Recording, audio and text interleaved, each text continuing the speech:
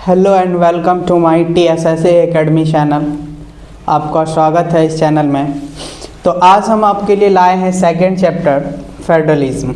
ठीक है, तो आप सबको हमने फर्स्ट चैप्टर पढ़ा दिया था और उसमें आप लोगों ने देखा था कि पावर शेयरिंग के बारे में, और पावर शेयरिंग को बहुत ही अच्छे से आप लोग देखे होंगे और आपके लिए सही भी होगा वीडियो। तो आज हम लोग स्टार्ट करते हैं फेडरलिज्म। ये रिवीजन सीरीज है आपका, फेडरलिज्म चैप्टर का नाम है। अब हम बता रहे हैं कि आप सब देखे होंगे जो फर्स्ट चैप्टर था पावर शेयरिंग, उसमें हमने दो देशों का एग्जांपल लिया था, एक था बेल्जियम और एक था श्रीलंका।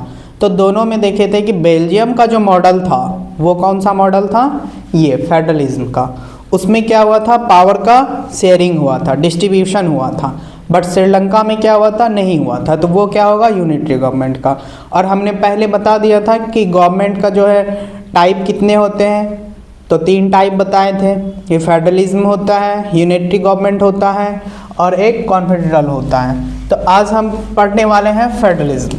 ठीक है, तो इसके बारे में हम लोग देखते हैं। सबसे पहले इंट्रोडक्शन पे देखते हैं कि क्या है।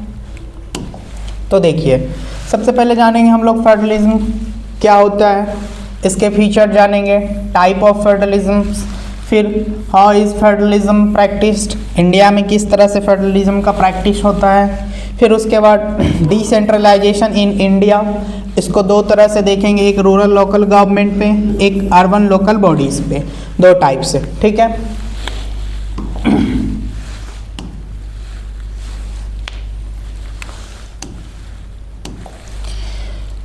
तो हमने अभी बताया कि हमने 2 कंट्री का एग्जाम्पल लिया था। तो यहाँ देखिए, एक बेल्जियम हो गया और एक श्रीलंका हो गया। ठीक है, तो क्या कह रहा है, a general government of the entire country and government the provincial और the original level which is called federalism. अब देखिए क्या होता है फेडरलिज्म, कि गवर्नमेंट क्या करती है किसी भी कंट्री में, regional level which is called federalism. यहाँ क्या होता है कि पावर का शेयरिंग होता है, डिवीज़न होता है। ठीक है, जैसे कि हम लोग बेल्जियम में देखे थे। तो अब यहाँ 1993 में क्या हुआ था, the regional government were given constitutions powers that we were no longer depend on the central government. ठीक है, अब यहाँ पर क्या हुआ था, यूनिटरी गवर्नमेंट था, तो shifted from the unitary for federalism. अब फेडरलिज्म में क्या होते हैं, बताया था हमने फर्स्ट चैप्टर में कि एक सेंट्रल होगा और एक स्टेट होगा। Third form of the government, example communities government. ठीक, next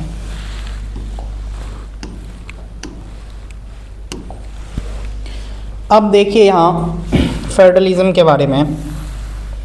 It is a systems of government in which the power is divided between a central authority and various constituent unit of country। क्या कह रहा है कि system of government in which power is divided, कहाँ होगा, एक centre में और एक स्टेट में, और थर्ड जो डिवीज़न ऑफ पावर बताए थे लोकल लेवल पे। ठीक है, और उसमें भी एक रूरल और एक अर्बन लेवल पे। तो इस सिस्टम को हम लोग क्या बोलते हैं, फेडरलिज्म। ठीक है, अब देखिए, federalism has 2 level of government, जिसको अभी हमने बताया यहाँ। पहला क्या कर रहा है कि government for the entire countries responsible for a few subjects of common nations interest. Government at the level of province और states look after day to day administrating of their states. क्या होता है इसमें कि गवर्नमेंट जो है responsible होती है किस चीज़ में, कुछ सब्जेक्ट में। अब देखिए, इनके 3 सब्जेक्ट, एक सेंट्रल लेवल पे, एक स्टेट लेवल पे, एक कॉन्क्रीट लिस्ट में। और उस सब्जेक्ट, उस लिस्ट में क्या होता है कि हर एक, जैसे टैक्स हो गया, फिर 2 देशों के बीच में जो वाद विवाद होगा उसके लिए हो गया, फिर इकोनॉमी स्ट्रक्चर के लिए हो गया, एग्रीकल्चर के लिए हो गया, इन सबों को अलग अलग लेवल पे सबका लिस्ट बना हुआ रहता है और उसमें देखा जाता है। तो both this levels of the government enjoy their power independent of the other. ये क्या होता है इसमें कि दोनों लेवल पे अपना अपना कॉन्स्टिट्यूशन एक होता है और कॉन्स्टिट्यूशन के अकॉर्डिंग क्या होता है, फ्रीली गवर्नमेंट को एंजॉय किया जाता है। ठीक, नेक्स्ट अब हम लोग देखते हैं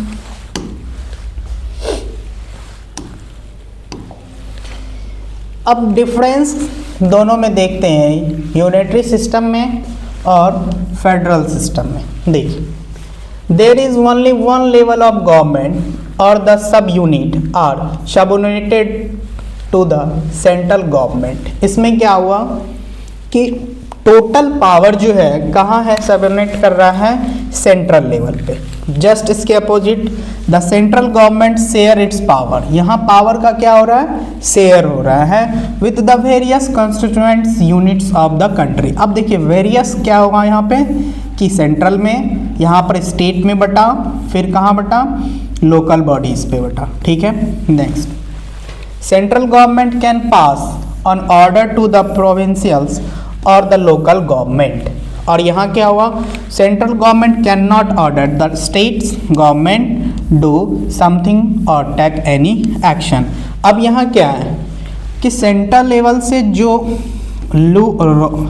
लॉ और रेगुलेशंस जो भी बनाया जाएगा उसको क्या किया जाएगा, फोर्सफुली अप्लाई किया जाएगा और स्टेट को मानना पड़ेगा।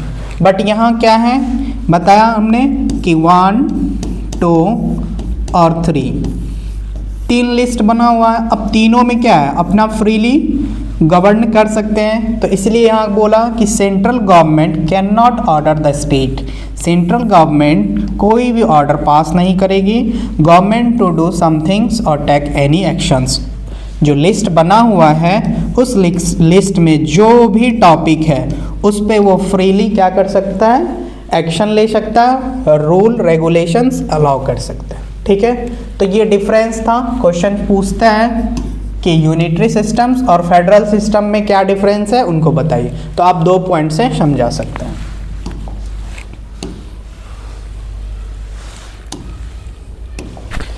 अब देखते हैं हम लोग कि द की फीचर्स ऑफ फेडरलिज्म्स। तो टोटल इसके 7 की फीचर्स हैं, उनको हम लोग देखते हैं। तो आप लोगों को पता होगा 2 और मोर लेवल्स होते हैं फेडरलिज्म्स में। तो 2 और मोर लेवल्स ऑफ गवर्नमेंट, इसको एक स्टोरी के टाइप से समझेंगे कि 2 और मोर लेवल ऑफ गवर्नमेंट हो गया पहला, कि इसमें क्या हुआ, उसके बाद स्टोरी में क्या है कि 2 और मोर देन लेवल हो गया। अब दोनों का बटा हुआ है तो स्वाभाविक से है कि 2 आदमी है तो दोनों में तो झगड़ा होगा ही। तो उसके लिए हम लोग क्या करते हैं कि सेम सिटीजन्स सेपरेट जुडिशरीज।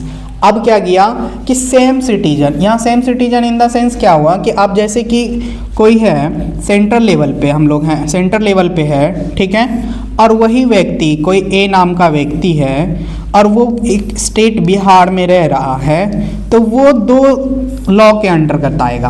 पहला क्या आएगा कि एक बिहार है तो स्टेट गवर्नमेंट के अंदर आया, और वही ए नाम का व्यक्ति सेंट्रल गवर्नमेंट के पास भी आ गया। ठीक, तो सेम सिटीजन सेपरेट जुडिशरीज, ये 2 जुडिशरीज के अंदर आएगा। ठीक है, तो पहला है 2 और मोर levels, same citizens separate judiciary's. तीसरा क्या होगा, सुपरियरी ऑफ द कॉन्स्टिट्यूशंस, यहाँ कॉन्स्टिट्यूशन क्या होगा, सुपरमेसी में होगा। ठीक है, अब अलग अलग कॉन्स्टिट्यूशंस नहीं है, कॉन्स्टिट्यूशंस एक ही हैं, रिजिड कॉन्स्टिट्यूशंस। अब ये क्या है कि मान के चलिए कि कॉन्स्टिट्यूशन में लिख दिया गया कि हम लोग किसी के साथ भेदभाव नहीं करेंगे। अब लिख देने से तो हुआ नहीं, उसको क्या किया गया, रिजिड किया गया। ठीक, अब जब रिजिड कर दिया गया लेकिन फिर भी क्या हुआ, फिर भी कॉन्फ्लिक्ट आया, तो कॉन्फ्लिक्ट आया तो उसको क्या करना होगा, सॉल्व करना होगा, जिसके लिए supreme court authority of the courts. अब वो कहाँ चला जाएगा मामला, कोर्ट्स में। ठीक है, अब देखिए यहाँ पर different levels of government the same citizen, same लिखा हुआ और इसको हमने कोड कर दिया है। तो देखिए टू और मोर लेवल्स पे हुआ। जब टू और मोर लेवल्स पे हो गया तो सेम सिटीजन के लिए सेपरेट जुडिशरी किया गया। अब जब बांट दिया गया तो उसके लिए क्या होना चाहिए, एक कॉन्स्टिट्यूशन होना चाहिए। तो तीसरे में कॉन्स्टिट्यूशन बनाए। अब कॉन्स्टिट्यूशन में लिख दिए, लेकिन उसका वो अमेंडमेंट सही से अप्लाई नहीं हो रहा है, उसके लिए क्या किए, कॉन्स्टिट्यूशन में जो लिख दिए वो ही होगा।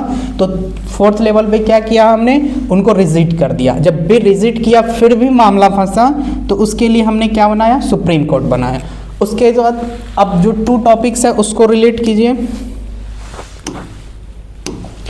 अब क्या है कि देखिए, money is a life line of any government employees या फिर एनी एनजीओ। तो उसी लिए क्या किया गया, अब जो चलाने के लिए है, जैसे कि सेंट्रल है, अब पावर का तो शेयरिंग कर दिया गया। पावर शेयरिंग से ही तो कुछ नहीं होगा, उसमें इकोनॉमिकली क्या होता है कि सेंट्रल गवर्नमेंट इसको हेल्प करती है। तो फाइनेंशियल ऑटोनॉमी दिया गया, सोर्स ऑफ रेवेन्यू दिया गया।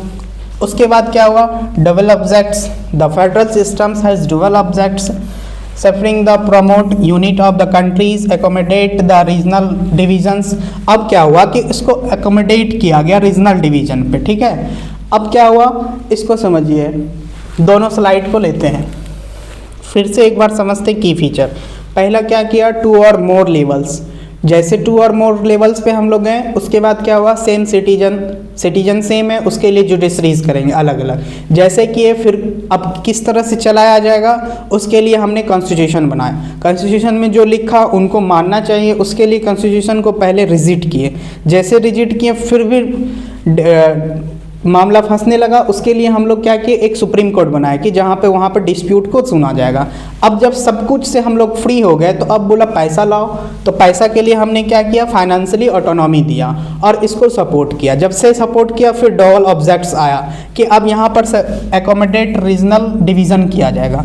तो इसलिए देखिए कि an ideas federalism systems has mutual trust and agreement to live together. ये आपको समझ में आएगा सेंट्रल और स्टेट का जब बताएंगे। Next, two type of federalism. देखिए दो टाइप के फेडरलिज्म्स होते हैं। पहला है कमिंग टुगेदर, नाम में ही लिखा हुआ है कमिंग टुगेदर। पढ़ते हैं इसको, इंडिपेंडेंट स्टेट कमिंग टुगेदर। क्या है, एक स्टेट है, दो स्टेट है, तो तीसरा है। अब ये क्या हुआ, कमिंग टुगेदर, ठीक है, on the form of bigger units so that by the following sovereignty and retaining the identical they can increase their security। ये क्या करता है, इंक्रीज करता है सिक्योरिटी को। तो ये स्टेट, सभी स्टेट क्या हुए कि इंडिपेंडेंट स्टेट्स कमिंग टुगेदर, एक साथ आके और यहाँ पे क्या हुआ, एक स्ट्रॉन्ग सिक्योरिटी बनाता है। इस प्रोसेस को हम लोग बोलते हैं कमिंग टुगेदर प्रोसेस, ठीक। नेक्स्ट, इनके एग्जाम्पल्स हैं, देखिए यूएसए हो गया, स्विट्जरलैंड हो गया और ऑस्ट्रेलिया हो गया, ठीक है। अब आ गया होल्डिंग टुगेदर। इसमें क्या होता है, देखिए लार्ज कंट्री, एक लार्ज कंट्री है, decide to divide its power between the constituent states and the national government. अब इससे क्या हुआ, स्टेट बाहर आए, ठीक। और ये जो है बॉडी सेंट्रल, ये इसको होल्ड करके रखा हुआ, तो इसलिए लिखा हुआ large country decide to divide its power between the constituents state के बिटवीन क्या किया गया, नेशनल गवर्नमेंट। एग्जाम्पल्स है हमारा इंडिया हो गया, स्पेन हो गया एंड बेल्जियम हो गया, ठीक। यहाँ पर एग्जाम्पल लिखा हुआ है। अब देखिए कह रहा है कि what make India a federal country, कैसे बनाता है इंडिया फेडरल कंट्री। देखिए, the constituent declared India as the union state, सुने होंगे आप लोग, स्टेट है। It did not use to word federal, the Indian union is based on the principles of federalism. अब देखिए, the constitutions originally provide two tier system. पहले क्या था, टू टायर सिस्टम था, सेंट्रल थे और स्टेट थे।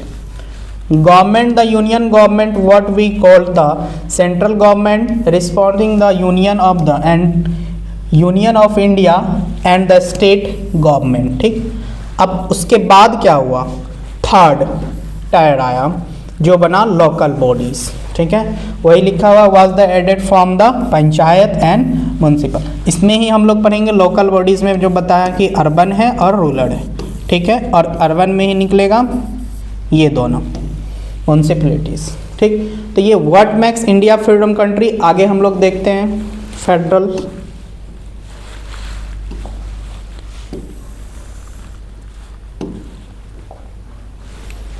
The constitution contain their three list बताए थे पहले। Each types of government has its own judiciaries specifies the constituent। इसमें क्या होता है, पहला होता है यूनियन लिस्ट, दूसरा होता है स्टेट लिस्ट। तो देखिए it include areas of national importance like a defence, foreign affairs, currencies, bank and communications. The union government hold the power make laws on the regions mentioned in the union list। तो ये जितना भी mention किया गया है इस पे जितने भी रूल्स एंड रेगुलेशंस लॉस जो भी बनेगा वो किसके अंडर आएगा, सेंट्रल गवर्नमेंट के अंदर। उसके बाद देखते हैं स्टेट लिस्ट में क्या है। तो importants like agriculture, trade, commerce, irrigations and police. The state government law has the power to make a law readings to subjects on their list. तो टोटल कितने हो गए, एग्रीकल्चर है, ध्यान में रखिएगा, ट्रेड है, कॉमर्स है, इरिगेशंस है और पुलिस। ठीक, तो ये दो बटा पहला यूनियन लिस्ट हो गया, दूसरा स्टेट लिस्ट हो गया। ठीक,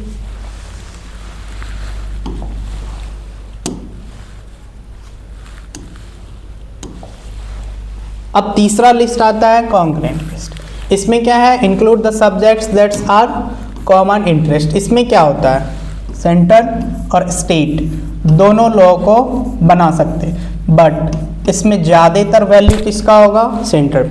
अब यहीं पर डिस्प्यूट होगा। डिस्प्यूट क्या होगा कि जहाँ पर दो लोग हैं उनके बीच ही झगड़ा होगा, सिंगल सिंगल होगा तो वहाँ नहीं होगा। अब देखिए यहाँ क्या आता है कि both the central and state government it include the union forest, educations, marriage, successors and adoptations. जो मैरिज है वो भी both the central and state can be laws their subjects if their conflict. अब यही कॉन्फ्लिक्ट होगा, the laws made by the central will prevent.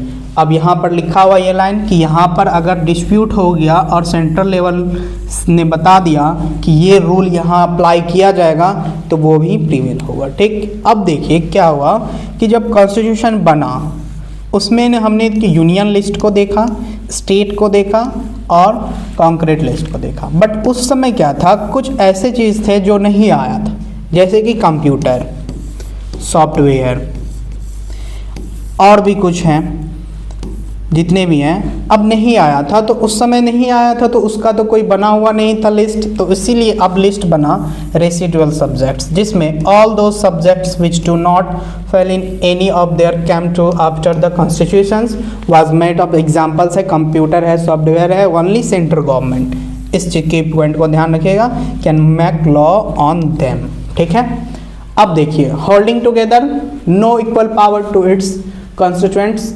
Units. All states in the Indian Union do not have identical powers। ठीक, ये सब समझ में आ रहा होगा।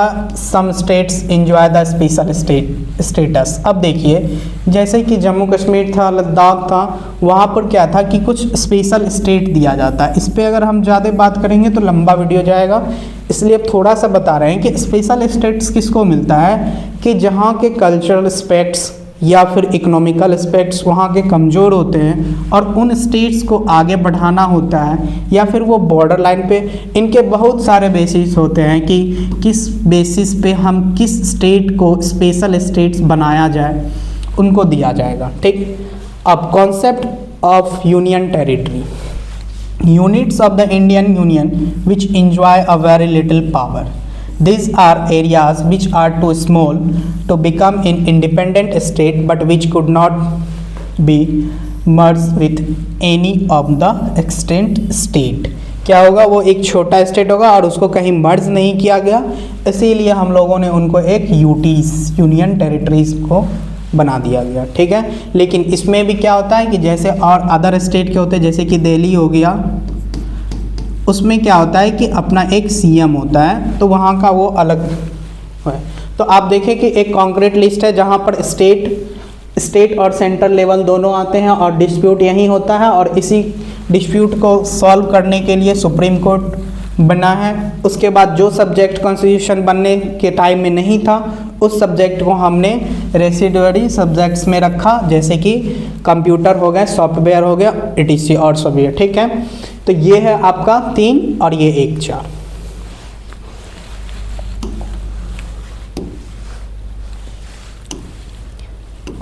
ये रिवीजन शॉर्ट है, सीरीज है, जिसके कारण हम फटाफट आपको बस रिवीजन करवा रहे हैं। अब देखिए, पावर शेयरिंग अरेंजमेंट कहाँ होता है? Power between the union government and the state government is based on the structures of constitutions. The parliament cannot on the own change their agreement if need the change. अगर किसी भी चीज़ में change करना होगा तो क्या होगा? It has to be first passed by the both houses. कौन both houses है पता है आपको? जो लोकसभा है और राज्यसभा है। Parliament with the latest 2/3 majorities. अब देखिए यहाँ 2/3 मेजोरिटीज़ होगा तो ही किसी चीज़ का पहले अमेंड किया जाएगा, फिर वो रूल बनेगा, ठीक। और कहाँ से? Then has the ratified by the legislatures of the latest half of the total state का हाफ, इन पे अगर एग्री होगा किसी भी बिल पे तो बिल आगे पास होगा, फिर वो बिल जो है एक्ट में बनेगा, ठीक। तो क्या होगा?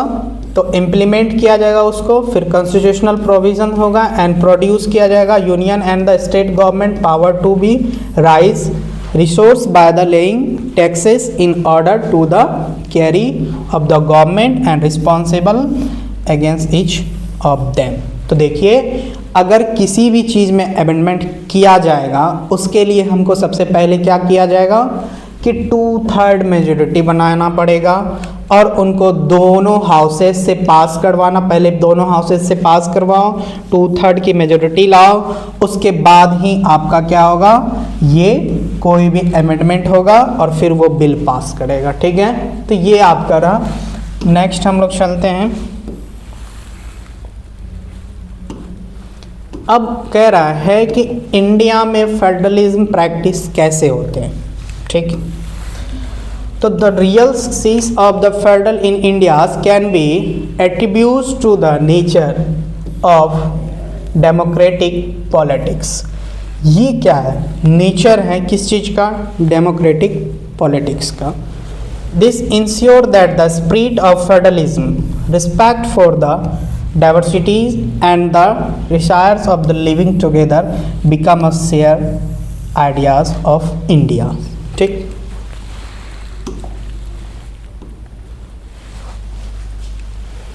अब कह रहे हैं लिंग्विस्टिक स्टेट। आपको पता होगा जब हमें फ्रीडम मिला तो उस समय बहुत सारे डिस्प्यूट हो रहे थे कि पहले क्या था, स्टेट का डिवीज़न डिस्प्यूट हुआ कि हम किस बेसिस पे स्टेट का डिवीज़न करें।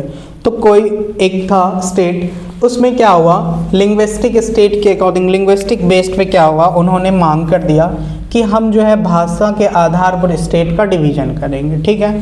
From the time of the independence several new states have been form in Indias. Vast measure of the Indian states are the created to the include peoples who speak the same language, belong to the same region. अब same language बोल रहा है, ठीक, और same language है और same reason से ही belong कर रहा है, तो this states non as linguistic state. इस तरह के स्टेट को हमने लिंग्विस्टिक स्टेट बोला। Some states like Nagaland, Uttarakhand and Jharkhand were created on basis of cultures, ethnicity और geographies। ये जितने भी नाम लिया गया, नागालैंड, उत्तराखंड हो गया, झारखंड, इनको किस तरह से स्टेट को बनाया गया, बेसिस ऑफ कल्चर के, एथेनिसिटी पे और जोग्राफिकल्स। ठीक। Central government oppose linguistic state for something but accept afterwards. यहाँ पर बताया गया कि लिंग्विस्टिक स्टेट पे नहीं होगा। Formation of linguistic state made the countries more United, made the administrations easy. लेकिन क्या हुआ, इसका जस्ट उल्टा इफेक्ट हुआ। इससे क्या हुआ, लिंग्विस्टिक बेसिस पे जब स्टेट का डिवीज़न हुआ, इसके कारण क्या हुआ, यूनिटी आया। ठीक। और एडमिनिस्ट्रेशन चलाने में क्या हुआ, बहुत ही अच्छा हुआ। ठीक। अब वो था लिंग्विस्टिक स्टेट। अब है यहाँ पर लैंग्वेज पॉलिसीज। तो constitution did not give the status of national language. Constitution ने किसी भी लैंग्वेज को क्या किया है, नेशनल स्टेटस नहीं दिया है। Any one language, Hindi was the identified as official language. बस हिंदी को क्या किया गया, ऑफिशियल लैंग्वेज रखा गया। बिसाइड्स हिंदी 21 नहीं 22 languages are recognise by the constitution as scheduled language. अब देखिए क्या कहा गया कि जितने भी लैंग्वेज होते हैं, अब किसी एक लैंग्वेज को तो प्रेफरेंस या ऑफिशियल लैंग्वेज नहीं बनाया जा सकता है, जिसके लिए जितने थे 21 लैंग्वेजेस को रख दिया गया। और आपको जिस स्टेट में जो लैंग्वेज बोला जाता है, उस स्टेट में आप उस लैंग्वेज के साथ अपना जितना भी ऑफिशियल वर्क है वो आप कर सकते हैं। ठीक। Hindi recognise of the official language. अब क्या हुआ कि हिंदी बोलने वाले ज़्यादा थे, तो उसको रिकॉग्नाइज किया गया कि हिंदी को ऑफिशियल लैंग्वेज बनाइए। लेकिन क्या हुआ, union government states have the official language. अब क्या हुआ कि हिंदी को ऑफिशियल लैंग्वेज कुछ बना दिया गया। बट क्या हुआ कि candidates can give the government exams in the regional states language, government work takes place in the responsible language Hindi और इंग्लिश। अब क्या हुआ, जिसके कारण कि जैसे हिंदी को बना दिया गया, डिस्प्यूट होना स्टेट से चालू हो गया कि हिंदी ही क्यों ऑफिशियल लैंग्वेज होगा। तो इस डिस्प्यूट को हटाने के लिए क्या किया गया, गवर्नमेंट वर्क्स जहाँ पे गवर्नमेंट प्लेस हैं वहाँ पे आप दो लैंग्वेज हिंदी और इंग्लिश को यूज कर सकते हैं, जिससे कि ये डिस्प्यूट खत्म हो गया। ठीक है। नेक्स्ट हम लोग चलते हैं। देखिए कि हिंदी और इंग्लिश में leader adopt the very attitude in the separate of the use Hindi in 1965 of English of the official purpose was stopped by the constitutions. अब क्या हुआ कि इंग्लिश को हटा दिया गया था। Many non Hindi speaking states क्या हुआ कि डिमांड करने लगे that use of the English continue, English को कंटिन्यू किया जाए। In Tamil Nadu this movements took a violent for. अब तमिलनाडु में सबसे ज़्यादा वायलेंट हुआ, जिसके कारण सेंट्रल गवर्नमेंट ने क्या किया, response by the against and continue the use of English allow with the Hindi for the official purpose. तो अब इससे क्या हुआ, flexibility. So the Indian political leaders helped our country avoid the kind of the situation that Sri Lanka's find itself. अब किस चीज़ से बच गया, जो श्रीलंका में जो वो था लैंग्वेज बेस्ड पे सिन्हलाज की जो संख्याएं सबसे ज़्यादा थी, वहाँ जो हाल हुआ था, सिविल वॉर हमने देखा था, उस सिविल वॉर से इंडिया क्या हुआ, बच गया। ठीक है। अब हम लोग देखते हैं सेंट्रल स्टेट रिलेशन। ये सेंटर और स्टेट के बीच का रिलेशन का जो पूल बनता है वो कौन होते हैं, गवर्नर होते हैं। ठीक है। तो इसमें क्या कह रहा है कि रिलेशंस क्या है कि one more away which of the federals was has been state in the practice in 1989 situation during the Congress के टाइम में। अब कह रहा है कि कांग्रेस के टाइम में क्या होता है कि सबसे पहले कांग्रेस मेजोरिटी में रहती थी और उनका सेंटर में भी अपना सरकार होता था और स्टेट में भी होती थी। ठीक है। तो इससे क्या होता था, जो डिप्लोमेसी है, जो रूल रेगुलेशंस हैं, जो भी जनता के लिए कुछ भी अगर लाया जाता था वो सही से रेगुलेट हो पाता था। लेकिन क्या हुआ कि केरला में जब सरकार बनी, अदर सेंटर में कांग्रेस की सरकार थी और वहाँ पर अलग सरकार थी, अभी रिकॉल नहीं कर पा रहे हैं कब बना था। अब उस समय क्या हुआ कि majorities the countries same parties was power in both centre and state. जब तो उस समय क्या हुआ कि संविधान का इतना ज़्यादा कॉन्स्टिट्यूशन का गलत यूज़ होना शुरू हो गया, जिसके कारण क्या हुआ कि एकदम से स्टेट में क्या किया जाता था कि राष्ट्रपति जो शासन होता है उनको लागू कर दिया। छोटा सा कोई भी डिस्प्यूट हुआ बस आ जाएगा लॉ। अब क्या देखिए आगे, as a result state the government were not in positions to enjoy their rights and autonomies federal units. Constitution was misused, take dismissed the state and were the controlled by the parties, जो उस समय parties थे। This undermined the spirit of federalism, और ये federalism को क्या कर रहा था, ख़त्म कर रहा था। इसके कारण after 1989 parties has shifted to multi parties. अब देखिए यहाँ पर क्या हो गया, 1989 में पार्टी शिफ्ट करने लगे मल्टी पार्टीज में। क्या होता है, मान के चलिए कि कोई 50 सीट के लिए हुआ, ठीक है। अब इसमें क्या है, कौन सरकार बनाती है, आधे से एक अधिक आना चाहिए, तो इसका आधा 25 मतलब 26 सीट जो पार्टीज लाएगी वो मेजोरिटीज में होगी। अब यहाँ क्या होना शुरू हो गया कि मल्टीपल पार्टीज आ गए, और इससे क्या हुआ कि इस मल्टीपल पार्टीज में जो स्टेट के रीजनल पार्टीज होते थे उनका वैल्यू और ज़्यादा बढ़ गया, ठीक। तो अब जो 26 क्या होता था, कोई एक पार्टी मेजोरिटी में ला ही नहीं पाते थे, जिसके कारण क्या होता था, मान के चलिए कि A-B-C पार्टीज है, एक सेकेंड। अब मान के चलिए A पार्टी है, B है, C है, अदर पार्टीज है। अब क्या है, टोटल सीट 50 है। अब क्या होता था कि इनको आ गया 20 सीट, ठीक, इनको आ गया 10 सीट, तो 30 हो गया। अब इनको आ गया 15 सीट, और जो बच गया नेक्स्ट को उतना आ गया, तो 20 + 10 30, और ये हो गया 35। अब यहाँ जो अदर सीट हुआ 15 सीट जो बच गए,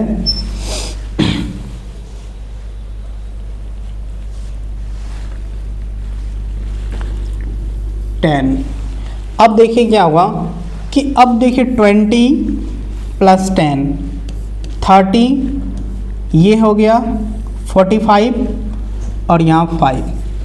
अब ये तीनों क्या हुआ, मिलके अपना गवर्नमेंट बना दिया।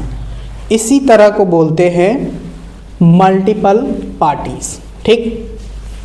As a result new culture, इससे क्या देखने को मिला हमको, new culture power sharing respect of the autonomy of the state government has developed. अब इससे क्या हुआ, स्टेट गवर्नमेंट डेवलप करना। It can said that now the federalism is more developed in India, जिसका क्या आउटकम निकला कि फेडरलिज्म जो है इंडिया में अच्छा इम्पैक्ट डालना शुरू कर दिया, और रीजनल पार्टीज का वैल्यूज़ बढ़ा, और जब सेंटर में जब सरकार बनने लगी वो डिपेंड करने लगा रीजनल पार्टीज पे, ठीक है।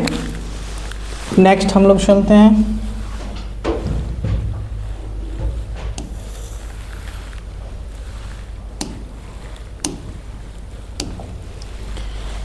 अब आ गया डिसेंट्रलाइजेशन इन इंडिया। अब इंडिया में क्या होगा, डिसेंट्रलाइजेशन। तो federal power sharing in Indias need another tier of government below that of the states government. Decentralization क्या बोले कि जो थर्ड टीयर हम लोगों के पास आया था उसको जो हम लोगों ने ऐड किया, इसी एडिंग को डिसेंट्रलाइजेशन बोला गया। Decentralization when power is taken away from the central and state government and given to the local government are called decentralizations. अब आपका टॉपिक है व्हाई डिसेंट्रलाइजेशंस। तो the basis of ideas behind the decentralizations is that there are the large numbers of problems and issues were the best settled at the local level। इससे क्या हुआ कि जितने भी लार्ज लेवल के problem थे वो सॉल्व होना शुरू हो गया। As a peoples have the better knowledge of the problem in their locations. अब देखिए इससे क्या होना शुरू हो गया कि जो ग्रास रूट पे, ग्रास लेवल पे जो प्रॉब्लम होते थे, अब जो हमारे पीएम हैं उनको तो पता नहीं है कि ग्रास रूट पे क्या प्रॉब्लम चल रही है। अब जब उनको पता नहीं है, वो उन्होंने क्या किया कि एक कोई विलेज गए घूमने, वहाँ देखा उन्होंने कि यहाँ पर वाटर का प्रॉब्लम बहुत ज़्यादा है। बस उन्होंने अपना एक वो निकाला योजना, जिसमें कहा कि हर घर नल जल योजना। अब कोई एक क्षेत्र ऐसा है जो वाटर से ही पूरा परेशान है कि वाटर तुम जाओ यहाँ से, अब यहाँ भी वो लगा दिया, तो लगा तो दिया गया, लेकिन वो क्या हुआ, उनके यूज का नहीं हुआ, जिसके कारण क्या हुआ कि हमने डिसेंट्रलाइजेशन किया। और महात्मा गांधी क्या कहते थे कि हमारा जो लोकतंत्र है वो कहाँ दिखता है, गांव में दिखता है, तो गांव में होना चाहिए। जिसके कारण क्या हुआ, as peoples have the better knowledge of the problems, उनको जो है ग्रास लेवल पे प्रॉब्लम्स दिखा और उस पे उन्होंने काम किया। जिसके कारण क्या हुआ कि हमारा सबसे पहले डेमोक्रेसी का जो डिफिनेशन है उनको और ज़्यादा वैल्यू मिला, और प्लस फेडरलिज्म्स का हमें एक पॉजिटिव एस्पेक्ट देखने को मिला। नेक्स्ट देखिए क्या कह रहा है, they also have better ideas what the spend monies and how the manage things more efficient. It's possible of the peoples of the direct participate in decisions making। इसमें क्या हुआ कि ग्रास लेवल के जो पीपल थे वो direct इसमें involve होना शुरू हो गए। Local self government the best way to realize of the important principles of democracy. क्या बताया हमने कि जो लोकल लेवल के थे उन्होंने जब इसमें इंक्लूड हुआ, उनको जब इंक्लूड किया गया तो वो क्या हुआ, best way of realize important principles of democracy बन गए। तो आपने देखा कि क्यों सेंट्रलाइजेशन डिसेंट्रलाइजेशन हुआ और उनके क्या क्या एस्पेक्ट बाहर आए। तो टोटल ये आप पॉइंट्स को लिख सकते हैं वहाँ पे। नेक्स्ट हम लोग चलते हैं, इसके कुछ थोड़ा सा एडवांटेज देखते हैं कि क्या आया। The major steps toward the decentralization was taken 1992 में लिया गया। इसमें क्या हुआ, a constitutionally mandatory to hold the regular elections to the local government. अब इसमें क्या हुआ कि पहले लोकल लेवल पे रेगुलर इलेक्शंस कराया ही नहीं जाता था, जिसके कारण क्या होता था, फेडरलिज्म और प्लस डिसेंट्रलाइजेशन करने का कोई मतलब ही नहीं बनता था। जिसके कारण से क्या होता था कि लोकल गवर्नमेंट को बहुत सारी कठिनाइयों का सामना करना पड़ता था। इसी के कारण से क्या हुआ, इसके एडवांटेज आए, रेगुलर इलेक्शंस होना शुरू हो गया, reservation seats SC ST and OBCs plus womens के लिए रिजर्व किया गया, प्लस इसमें वुमेन लगा सकते हैं, ठीक। At least 1/3 of the all positions are the reserve of womens. अच्छा यहाँ लिखा हुआ है creation of state elections commissions. अब क्या हुआ कि स्टेट का एक अपना इलेक्शन कमीशन बनाया गया, जो पंचायत लेवल पे, म्यूनसिपैलिटीज़ में और स्टेट लेवल पे जो होता है उन सब का अपना इलेक्शन होगा। जिसके कारण क्या हुआ कि ये 3 एडवांटेज आपको सामने में देखने को मिला, ठीक। नेक्स्ट अब हम लोग समझ रहे हैं कि the need of decentralization was recognized in constitutions. पहला है in all states, panchayatis in village, municipalities in urban areas. देखिए जो विलेज होगा वहाँ पर उनको हम लोगों ने पंचायत बोला, और जो अर्बन एरियाज हैं वहाँ पे हम लोगों ने म्यूनसिपैलिटीज बोला। यहाँ कुछ थोड़ा सा फैक्ट्स हैं कि elections to this local governments were not held regular, local government no power or resource of their own, thus this was the very little decentralization in effect done। ये जो है वो वहाँ का था, वो छूट गया था, जिसके कारण हमने इसको यहाँ पर रख दिया। आपको मेनली इसमें देखना है कि इन स्टेट को 2 टाइप में डिवाइड किया गया, एक पंचायत कहाँ होगा, विलेज में, और एक अर्बन एरियाज में, म्यूनसिपैलिटीज, ठीक। अब देखिए यहाँ पे एक रूरल गवर्नमेंट है, इसका क्या होता है कि उसके एक पंचायती राज बताया हमने। अब देखिए पंचायती राज में क्या हो गया कि एक पंचायती राज में एक ग्राम पंचायत होगा। अब देखिए ग्राम पंचायत में क्या होगा, पंच का चुनाव होगा और सरपंच का चुनाव होगा। पहले हम लोग पंच को चुनेंगे, उसके बाद सरपंच को चुनेंगे, ठीक है, और एक ग्राम सभा होगा। अब ग्राम सभा में कौन होंगे, जो एडल्ट नागरिक होंगे, पीपल नहीं, नागरिक, ठीक, जिनको वोट देने का अधिकार है, राइट्स है।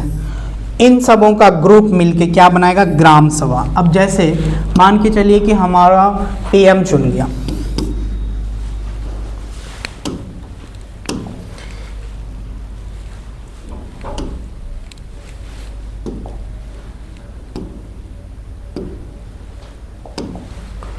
जैसे कि हमने बताया कि अब हमारे पीएम चुना गए। इसमें क्या होता है कि अब इनके जो एमपीज हैं, अब ये एमपीज मिलके यहाँ पर क्या होंगे, लेजिस्लेचर बनाएंगे।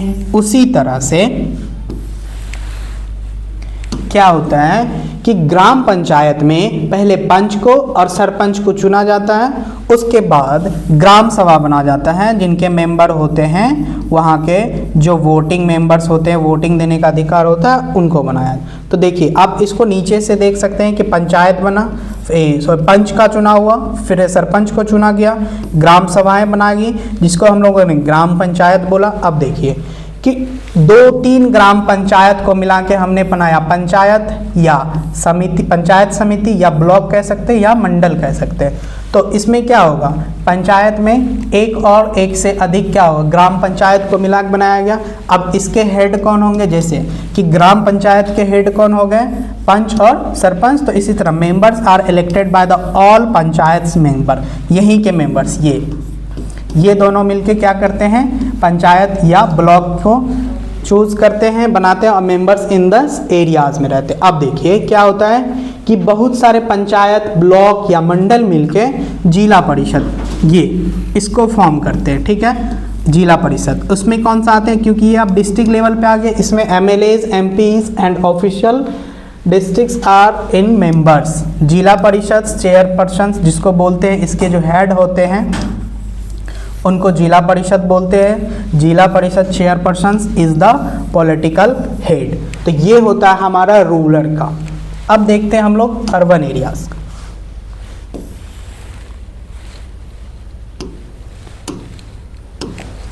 Local government bodies sits from urban areas.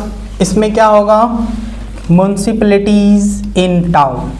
तो म्यूनसिपल चेयरपर्सन होंगे, पॉलिटिकल हेड होंगे उनके, और म्यूनसिपल कॉरपोरेशन होगा बिग सिटीज़ में। ये है टाउन में म्यूनसिपैलिटीज़ होंगे और यहाँ म्यूनसिपल कॉरपोरेशन होगा जिनके पॉलिटिकल हेड होंगे मेयर, ठीक। अब लोकल सेल्फ गवर्नमेंट का आया, इसका अचीवमेंट्स जरा देखते हैं हम लोग। तो these are the about 36 elected representative in the panchayats and municipalities etc all over the countries. Constitution states of the local government held the depend democracy in our country. It has also increased women's representations and voice in our democracy, जो हमारे देश की democracy की आवाज़ बनी। तो I hope आप लोगों को रिवीजन सीरीज अच्छा लगा होगा और आप हमारे साथ बने रहें। इसी तरह से कल जो है आपका नेक्स्ट डे में 3rd वीडियो अपलोड किया जाएगा। Thank you.